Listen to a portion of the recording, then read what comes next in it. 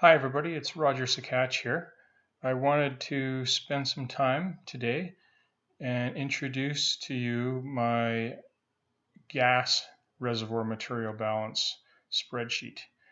And before I get into the actual workings of the spreadsheet, I thought I would take a few minutes and just introduce some of the theory behind it. Loaded up onto my website is a PDF file of what I'm going to briefly walk through, and you can go through the details if need be.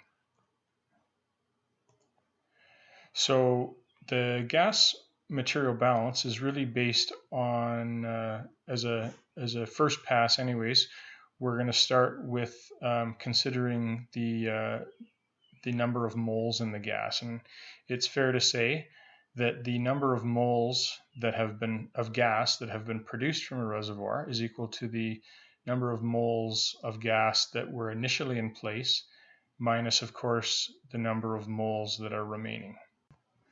And the second thing that we recognize that in terms of the volume of gas, the final volume of gas in a reservoir is equivalent to the initial volume of gas that was in place, minus any water that has encroached into the reservoir from an aquifer.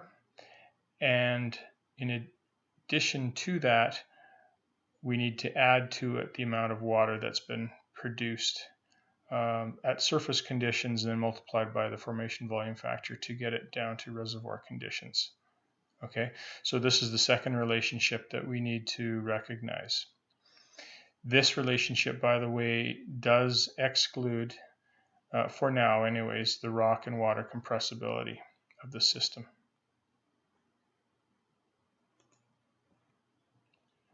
Let me just get rid of this here so we can see the screen a little bit better.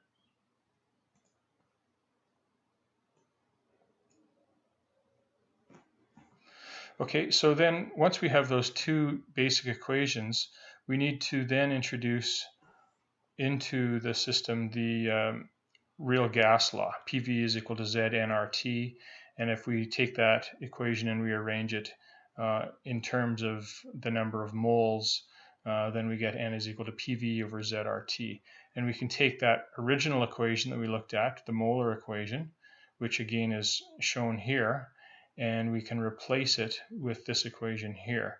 So then we get a somewhat more complicated equation, which then allows us to start changing some things. For example, the Z at standard conditions becomes 1, and the R values, because it falls in each of the terms, can simply be canceled out. Then, recalling the second equation that we had come up with, if we take that equation in terms of the final gas volume at reservoir conditions, and we take that whole equation and we put it here in this term, then we can come up with this final equation here to the bottom, and then rearranging that equation in terms of P over Z at any point in time, then the P over Z value then becomes this term here. And so if we take that equation and we can deal with it as it is by including the water influx and the water produced, or we can deal with a special situation, a more simple situation, where it's a volumetric reservoir, i.e. there is no water influx and no water production from the reservoir, in which case this term and this term become 0, and then it can all be simplified down into this equation here. And if we were therefore to plot up P over Z versus the cumulative gas production in that volumetric case, so in this equation here, then it becomes a simple straight line where the extrapolated line, when it hits a P over Z value of 0, that is our estimate of the original gas in place. It's quite a bit more complicated, on the other hand, when we're dealing with a water influx scenario, using this upper equation here, where the water influx is not 0 and the water production may or may not be 0. Then what we tend to get is we get a short period where it does follow that straight line, but then ultimately the P over Z values rise as they're pressure is being supported from that water influx. And so the material balance spreadsheet that I'm going to show you handles both scenarios. This is obviously a very simple case, the volumetric case, and more of a complex case in the water influx part. So, but the first thing that we need to do is we need to take that same equation and we're just going to rearrange it into the form of a straight line. I'm not going to bore you with the details. You can take a look at the slide in more detail and you can see how things get rearranged. At the end of the day, though, we end up with this equation down here, which is GP, which is the gas produced, times the formation volume factor, plus the water produced at standard conditions multiplied by the water formation volume factor, divided by EG, which is defined as BG minus the initial formation volume factor, BGI. All that is equal to G, which is the gas, the original gas in place, plus cumulative water influx, all divided by EG. It may sound complex, but don't worry about it. The spreadsheet handles it, and it all becomes really quite simple, as you can see. The slides that I've provided for you to go through also give a number of bits of information on what the water influx is, how it is really, the water influx is really equivalent to this equation here using the Hurston van Everdingen model, and it goes through a little bit of detail to explain some of that. It also talks about the different types of models. There's the edge water drive, there's the bottom water drive, and then there's the linear aquifer that that my spreadsheet handles. And here's just a simple example of a water influx calculation. You can go through that at your leisure. So really then at the end of the day, what we have is this equation here, which we were just looking at. And so this equation then is really, it's arranged now in the form of a linear equation, where if we take this equation, this grouping of terms and place it on our y-axis, this grouping of terms, place it on our x-axis, and leaving the b, which is the aquifer constant, out to be representative of the slope. And if we were to take our data points and calculate them, and then draw our best straight line through it, what our original gas in place is where it hits that intercept. Okay, so in the case of of having a natural water drive, we notice that over a P over Z versus cumulative production scenario does not result in a straight line. However, if we do plot the information as we see on this slide here, we see that it can actually be manipulated in terms of a straight line, and we still can determine what the original gas in place is. And one final note, I mentioned earlier that that equation did not consider the rock compressibility. Well, this is a slight modification to the previous slide that does include the water compressibility. What we're defining as EFW, which is defined by this series of terms, and it just slightly changes what we're going to plot. And actually the material balance spreadsheet that I have uses this technique here, so it does use and consider the rock compressibility to determine what the original gas in place is. So that's it very briefly for the theory. I'm going to now go ahead and show you the spreadsheet. So here's my gas material balance spreadsheet that we're looking at right now, and you can see it's reasonably simple. There's only 4 tabs that we have to deal with. The first of which is the gas properties tab. It allows you to input your reservoir temperature, in this case 210 degrees Fahrenheit. You can put in your gas gravity. In this case, it has a gas gravity of 0.67.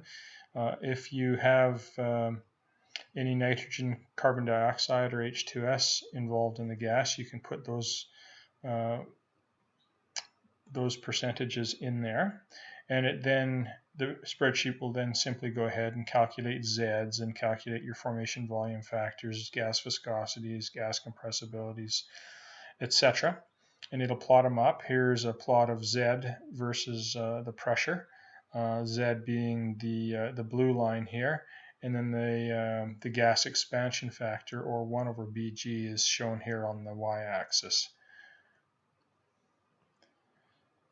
There's a water properties tab also, allows you to input what the salinity of your water is, and then through correlations it'll calculate your formation volume factor for water, your water viscosity, your water compressibility, etc. And those are all used in the material balance calculations.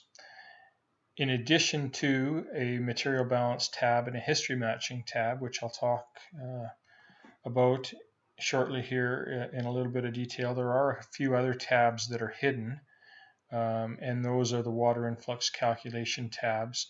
They're fairly complex. There's a lot of information in there. I would not recommend going in and changing anything there. They're built and set up to simply work with the other tabs in order to determine what the cumulative water influx is over time.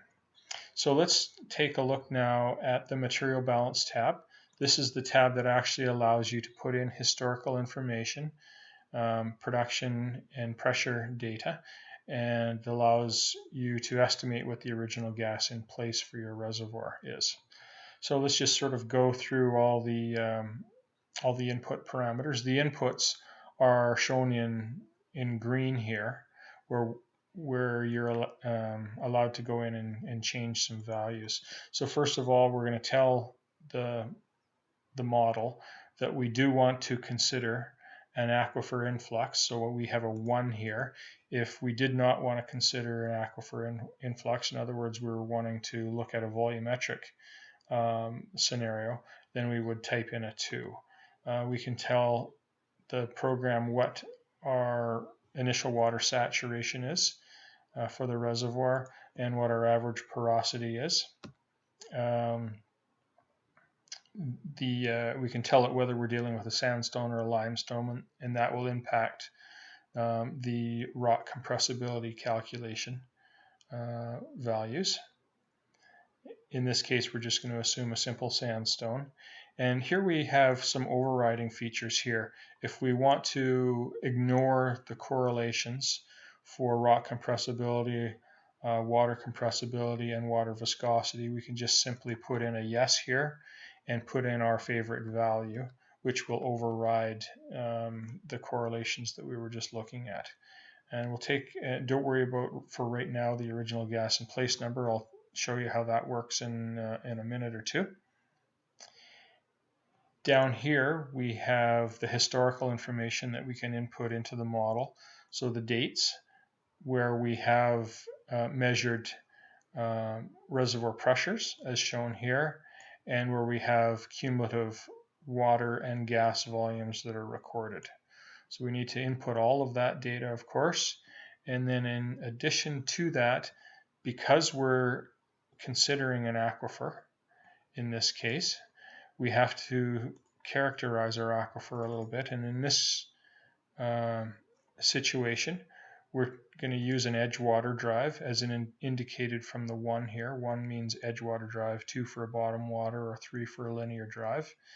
We need to tell the program what the size of our what our estimated size of the gas zone is in terms of a radius. If we were to look at the gas reservoir in terms of a circle, what would that radius be? Here we've got 8350 feet is what the estimated radius is. The thickness of the aquifer is about 120 feet. The permeability of our aquifer we feel is around 120 millidarcies. Specific to the edge water drive, which we are modeling, we need to estimate what the dimensionless radius is, i.e. the radius of the aquifer divided by the radius of the gas. And as a first pass, we're going to say it's about 5.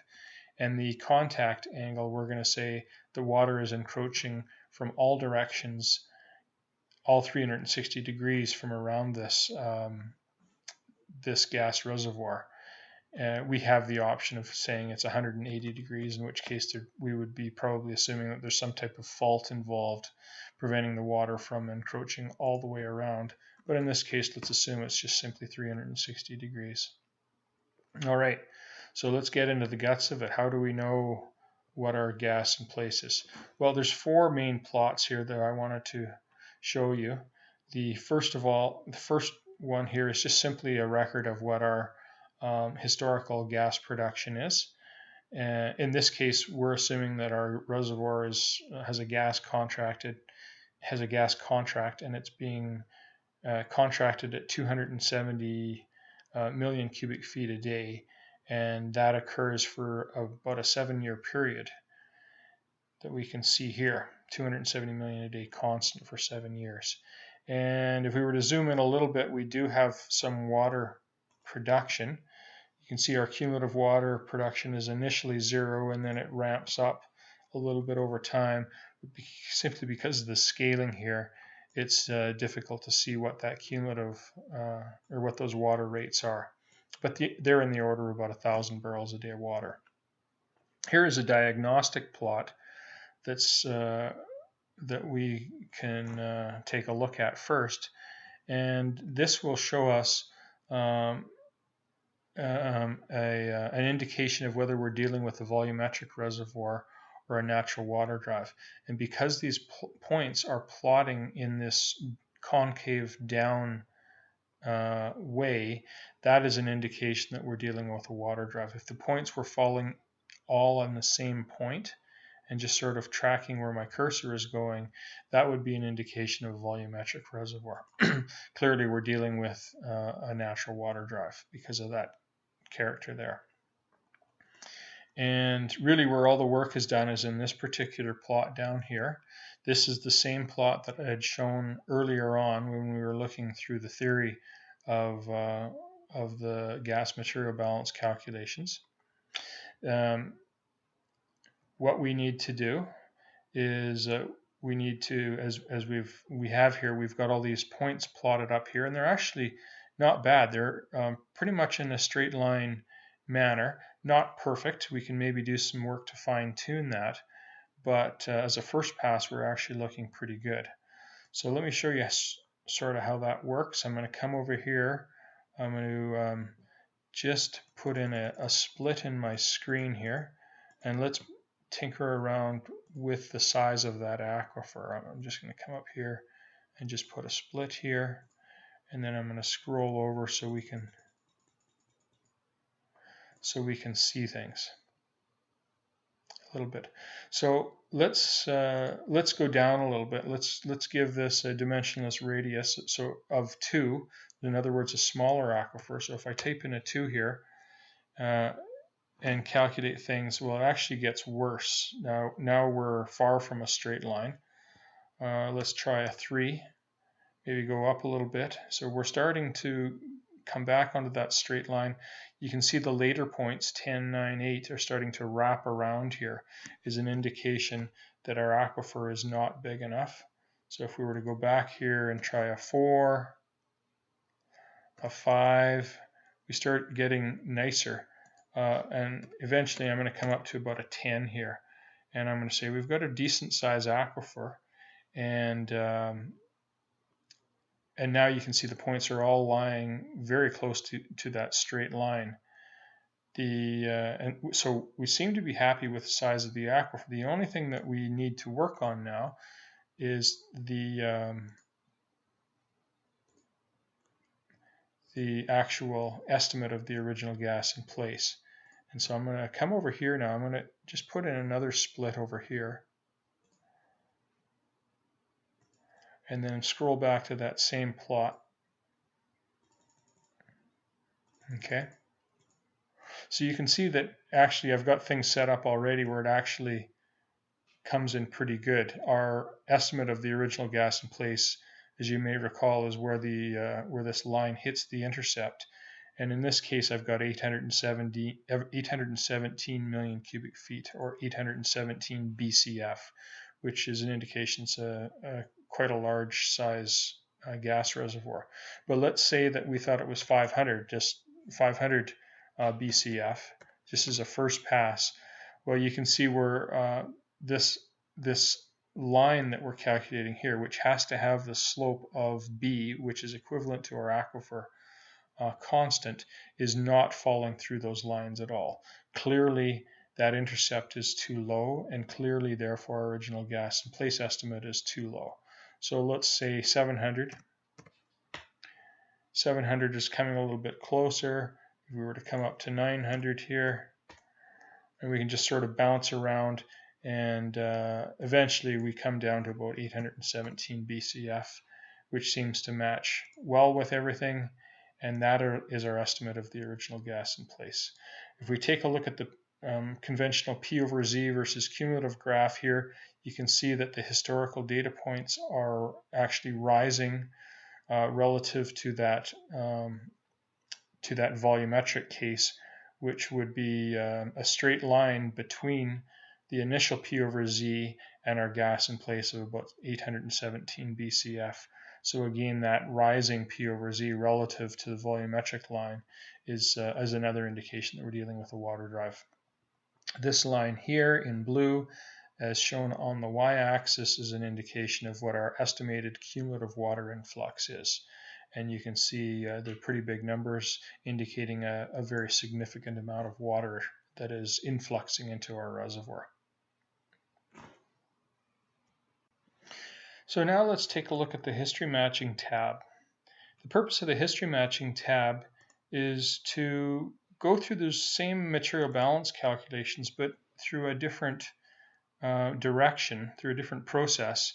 And at the end of the day, we're going to sort of have a secondary process by which we can validate that the original gas in place is that we had determined in our material balance calculations is in fact reasonable. So let me walk you through how to use the history matching component. Same concept, anything in green we need to input. In this case, we need to tell it what the initial reservoir pressure is. It's 3,200 psi. Again, we can tell it what the initial water saturation is, what the average porosity is. We can tell it what the average net pay of the gas reservoir is. And over here, we can input what our gas radius is. From all the information I've just told you, plus the PVT properties, it then can determine what the original gas in place is. So it's calculating, as you can see, about 817 BCF, which is very consistent with what we had calculated from the material balance side of things. Okay. Then we can go in and start characterizing our aquifer. So again, we're going to tell it that yes, we do want to consider an aquifer. In this case, we can tell it whether it's a sandstone or limestone, have the same ability to override and revise some of the rock compressibilities, water compressibilities, etc., some of those parameters. And we also have the same ability that we had seen in the material balance tab to characterize the aquifer, to tell it things like what is the thickness of the aquifer, what is the permeability of the aquifer, and also what the residual gas saturation is, which is an important parameter for gas reservoirs, because as that aquifer comes in, depending on what that residual gas saturation is to that water encroachment, it leaves a certain amount of that gas behind and leaves it behind that waterfront. So it therefore is trapped gas and can never be actually recovered. And so if we have an estimate of what that value is, we can put it in here and we can do some calculations with that. From the material balance work, we had determined, we had estimated that the dimensionless radius of the aquifer is about 10, and we use the same 363 encroachment angle. And finally, we can come down here and again put our future pressures in that we're wanting to calculate the pressure, or future dates at, that we're wanting to calculate our pressures at. We can put in what our projected cumulative volumes are, whether it be the cumulative water production or the gas rates themselves. And then we can have the program with all of that we've input, we can have the program calculate and predict what our future pressures are going to be. So how you do that is we have to iterate on it a little bit, and it's very easy to do. I've got it set up here. So again, our initial pressure was 3,200 psi, and we have to seed the data. So I'm just going to put in here 3,100 psi, and then I'm going to drag that down as a first pass for all the numbers. And I'm going to hit Control S, which is going to run a macro, and it won't take long. It'll take just a few seconds here. And what it's doing is it's calculating and it's iterating what the pressures need to be in order for the difference column here to be calculated to be 0. And if we just hang on for 1 second here, we'll see very shortly that these things will come up to be a difference of 0. And we'll have our answer.